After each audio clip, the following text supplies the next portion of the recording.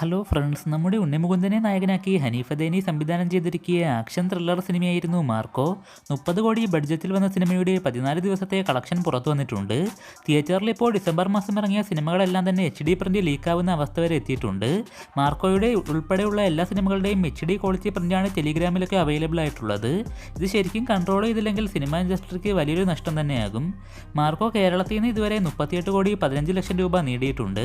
തമിഴ്നാട്ടിൽ നിന്ന് 1 കോടി 39 ലക്ഷവും, കർണാടകയിൽ നിന്ന് 3 കോടി 35 ലക്ഷവും, തെലുങ്കിൽ നിന്ന് 3 കോടി 14 ലക്ഷവും, നോർത്ത് ഇന്ത്യയിൽ നിന്ന് 7 കോടി 37 ലക്ഷം രൂപയും ചിത്രം സ്വന്തമാക്കി. ഇതുവരെയുള്ള ടോട്ടൽ ഇന്ത്യൻ കളക്ഷൻ 53 കോടി 40 ലക്ഷം രൂപയും ടോട്ടൽ ഓവർസീസ് കളക്ഷൻ 29 കോടി രൂപയുമാണ്.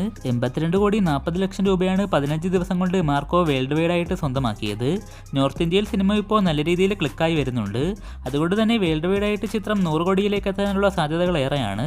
മമ്മൂക്കയുടെ ഉടൻ തിയേറ്ററിലേക്ക് എത്താൻ പോകുന്ന സിനിമയാണ് Dominic and the lady purse. Gautham Menon സംവിധാനം ചെയ്ത് മമ്മൂട്ടി കമ്പനി നിർമ്മിക്കുന്ന ചിത്രം ജനുവരി 23-നാണ് തിയേറ്ററിലേക്ക് എത്തുക.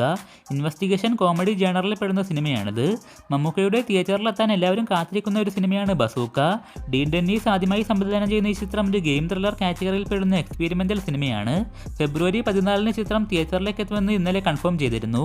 മമ്മൂക്കയുടെ 2 സിനിമകളും 2 ആഴ്ച വ്യത്യാസത്തിൽ തിയേറ്ററിൽ ഇറക്കുന്നത് എന്തിനാണെന്ന് മനസ്സിലാവുന്നില്ല. കഴിഞ്ഞ വർഷം ഇത്രയും സമയം ബാക്കി കിടന്നിട്ടും തിയേറ്ററിൽ ഇറക്കാതെ ഈ വർഷം കൊണ്ടുവന്ന് ആഴ്ചകളുടെ വ്യത്യാസത്തിൽ റിലീസാകുന്നു.